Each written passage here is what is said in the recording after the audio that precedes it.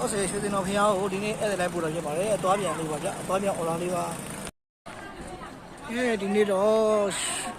ရွှေသိန်းတော်60ရွှေသိန်းတော်မဟာမြတ်စွာဘုရားဟိုဧည့်သည်လိုက်ပို့တော့ဖြစ်ပါတယ်သွားပြန်လေးပါ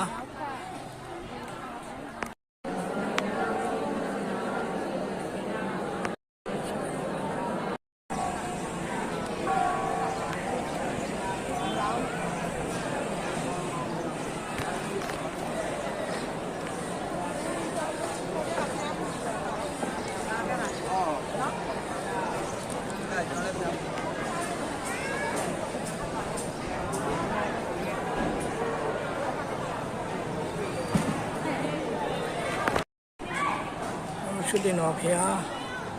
တော့ဟောလာလေးရောက်နေတာဖြစ်ပါတယ်ရွှေသိန်းတော်ဖျားပါခင်ဗျ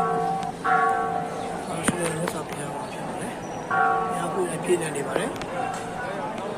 ရွှေသိန်းတော်ဖျားမှာပွဲလာထုတ်တာဖြစ်ပါတယ်ဘုရားကလည်းပွဲတွေပါဒီတော့တိတိတို့ပါပဲရွှေသိန်းတော်ဖျားမှာ